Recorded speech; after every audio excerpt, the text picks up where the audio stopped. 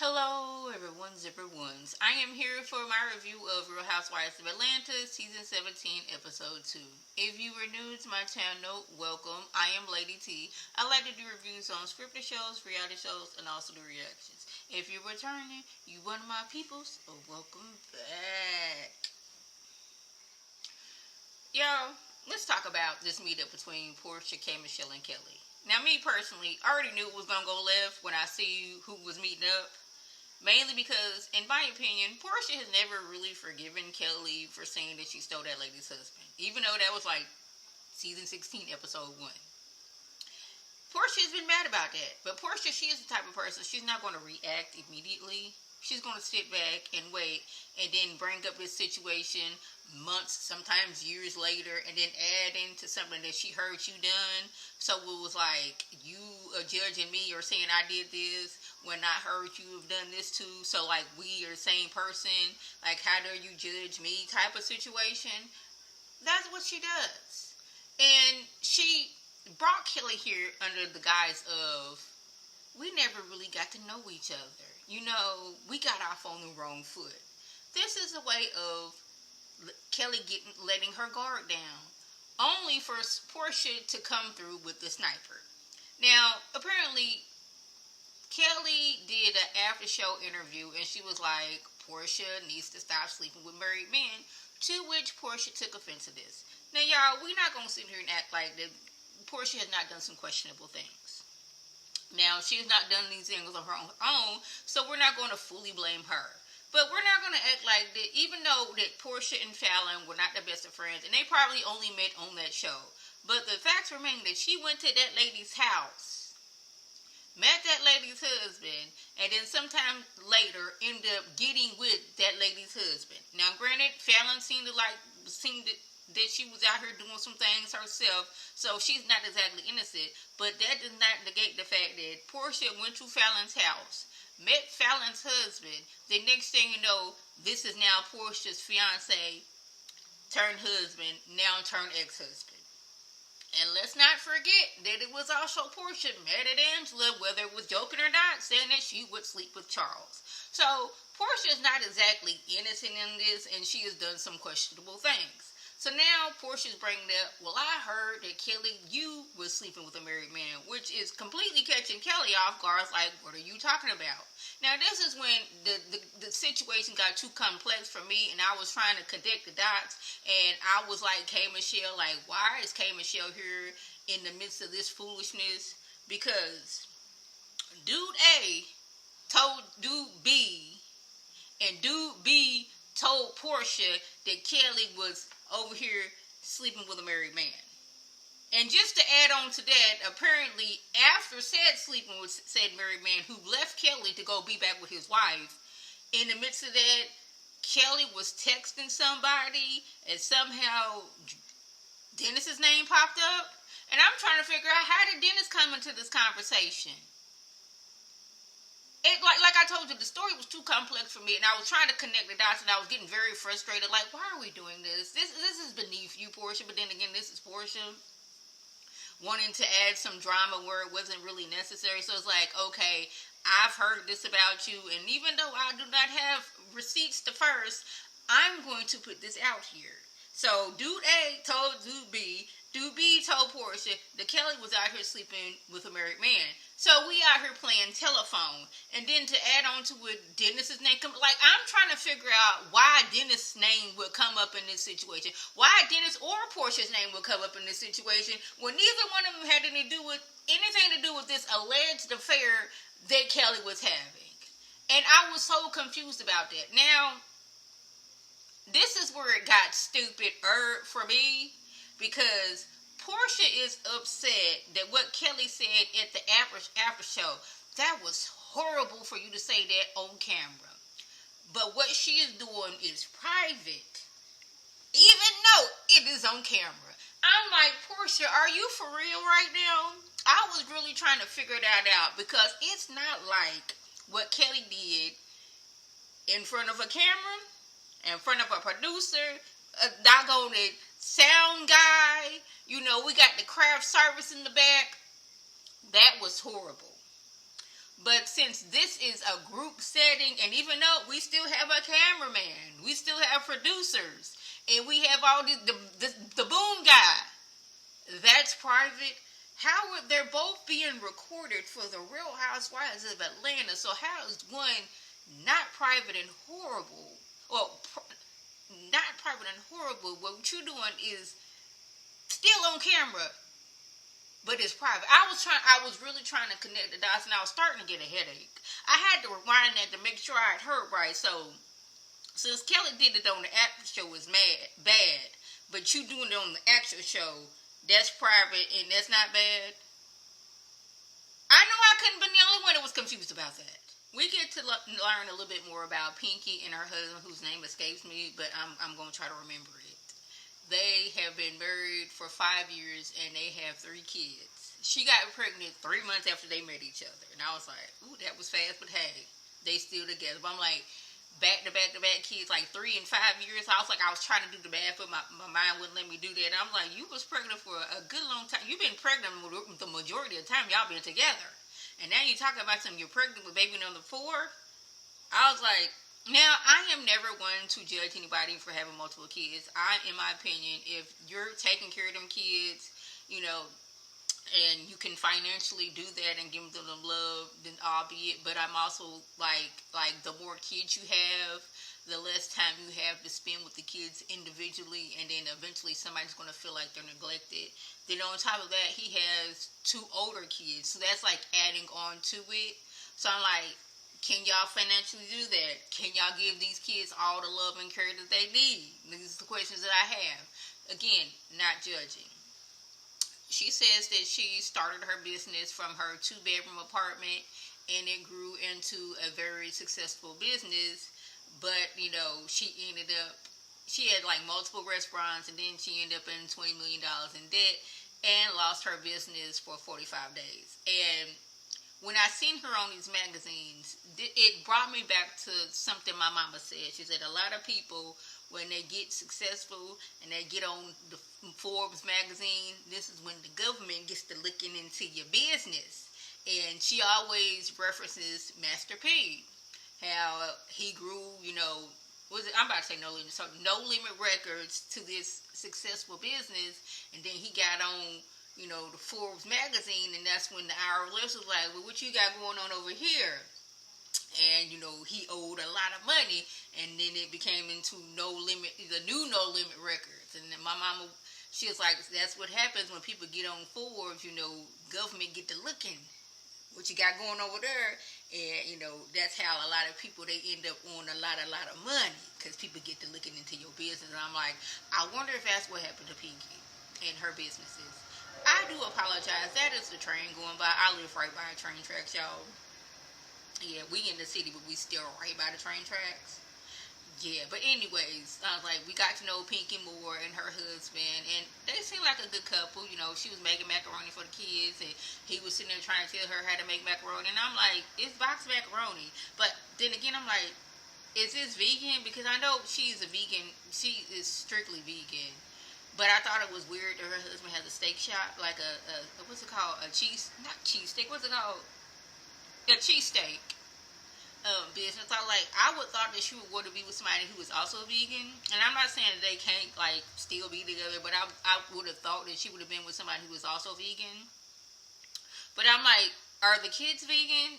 Because like this is boxed macaroni. It wasn't Kraft. I mean, I guess there is some vegan like macaroni cheese. I don't know. I'm not vegan, so I don't really know for real. But I'm like, boxed macaroni and cheese ain't that hard. You just, you know, boil some water, put the noodles in, add a little salt, you know, stir occasionally, and once you know it's, you know, was it al dente or I don't know, that's for when you baking macaroni and cheese. You know, once it's cooked thoroughly, drain it.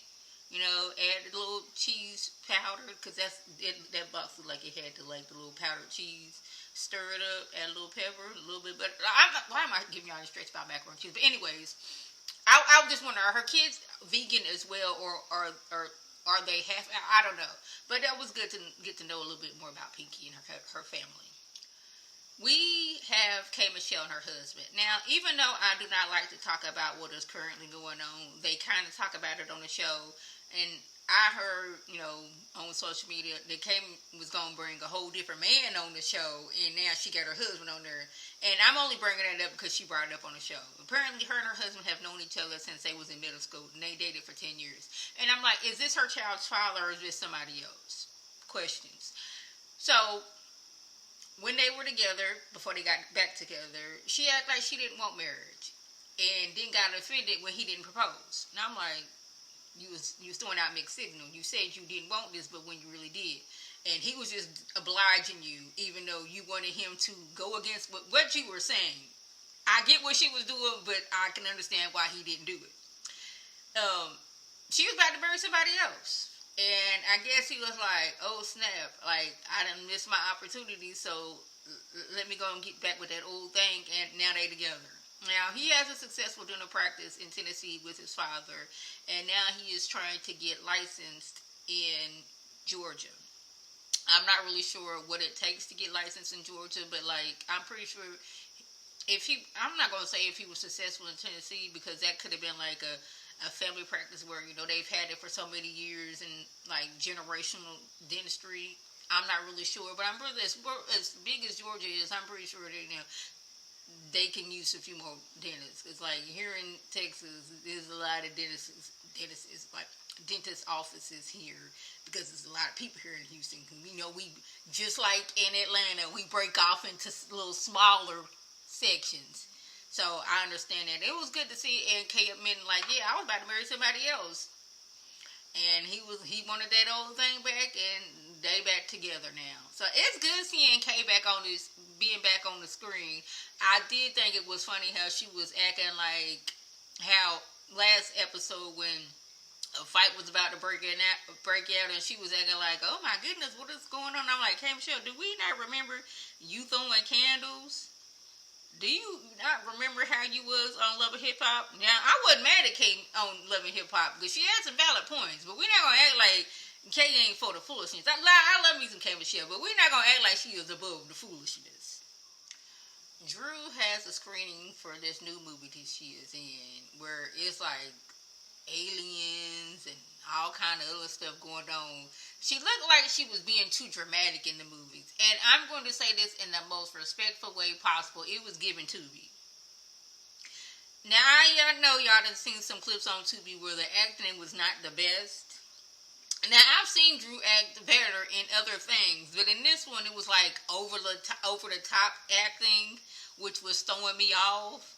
And she had the nerve, gall, and audacity to compare herself to Jada Pinkett Smith and Drew Barrymore.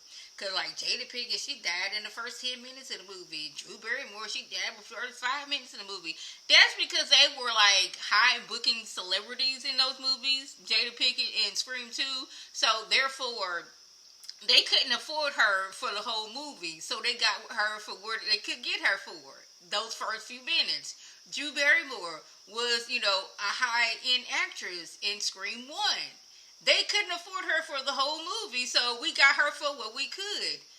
You died, 35 minutes into the movie, and like they say, I have not seen the movie, so I don't know who's in it, but 9 times out of 10, the black people die first in the movie. We're not going to act like that is not happening. So since it seemed like it was a cast of all black people, it seemed like somebody was going to die. But she talking about some, yes, I'm up here with Jada Pinkett Smith and Drew Barrymore, like, yeah, I died 35 minutes in, but, like, they couldn't really afford those two people, but, like, good for you having the confidence. Angela tells Portia how Kelly called her Portia, and Portia is taken aback. Aghast, clutching pearls. Didn't need me to show my bra. Like, she is so offended. So now she's not going to Kelly's event. But I'm like, you sat there and said that lady, you was playing telephone with 2 other people, and you heard some situations. Didn't look like you were sprinkling some in some both situations to bring Dennis in it, which I'm still confused about. But anyways. But I'm guessing Portia's mad because Kelly sat there and act like everything was cool and they hugged. But now you going back and saying some things behind my back. But I'm like, Portia, you act like you ain't done that yourself. Like, Like, Portia's acting like this is the first time anybody in the existence of reality TV or in the world has smiled in your face and then went behind and talked about you like, I can't believe she did that, and called somebody a name. Like, have you not done that yourself? Questions. We're at the opening for Kelly's new restaurant. Y'all know she has been working on this since last season. She was in all kind of debt trying to get this restaurant open, and it is finally here. And the only person missing is Portia. She sent some flowers, which were promptly thrown away because Kelly is still feeling some type of way that Portia would bring this rumor to the forefront that she was sleeping with a married man. So she's mad. Now the ladies are like, why are you throwing away the flowers? And she's like, well, let me tell you why. Portia said that I was out here sleeping with a married man, so we got all shocked, horror, gas, clutching pearls. You know, we got all that going on. And I'm like, I can understand why she's mad because, like, we had concrete evidence that Portia did these things. You heard through telephone about this about Kelly, which, like I say, rumors happen all the time. You come on the show, rumors are going to happen. You can find somebody like, I didn't like the way she was wearing that outfit, so I'm going to spread this rumor. I didn't like the way she was coming for Portia, so let's start this rumor. You know, there's some people out here that ain't, you know, they will do some stuff like that. So let's, like, forget this. Then, next thing you know, she was like, y'all made up. She was like, yeah, but, like, it was kind of a, I'm doing this to calm down, but I'm still type of mad. The next thing you know, Shamia and Drew going back and forth because Drew didn't think Shamia's apology that she did last season was sincere, which, looking at it, it didn't seem sincere. It's like, Shamia, you did all these things and, like, burned all these bridges with these ladies on Portia's behalf, and now she is basically cool with everybody now. So now you're the one looking silly. Shamia's mama tried to step in, which it was looking like she was trying to fight Shamia's battle. But what I did agree on the situation is y'all mad at each other and y'all need to be mad at Portia. That's what I got out of it. And I'm like, you are absolutely correct. Because if you, my opinion only. Portia thought she was coming on season 16 with a new husband and his fabulous life. She was ready to stun on these girls. And right before filming, she found out that basically everything Simon told her and promised her was a lie. So what can I do now so I don't have to talk about this and look dumb? I'm going to get mad at Drew for working with my child's father. Even though we have not been together in years, he has moved on and Portia has moved on. But I'm going to make this an issue, and I'm going to bring Shamia into it. And Shamia, being the loyal friend that she is, some would say lapdog, and she is act like that, and got on Portia's lap and, like, stuck her tongue out like a dog, so we're going to continue to say that. She took this on with Portia. How dare you work with Drew? Well, Drew was working with Dennis because he was producing her album. Nothing more, nothing less. He got paid in cash money to do these things. But with Portia's mad, so therefore Shamia is mad. And Portia just sat back as Shamia got more and more mad at Drew, therefore burning a bridge with Drew. She did the same thing with Angela. And her and Angela was going back and forth. And now look, Portia and Angela are basically cool. So all the things that Shamia did on the behalf of Portia, she is now looking silly about it.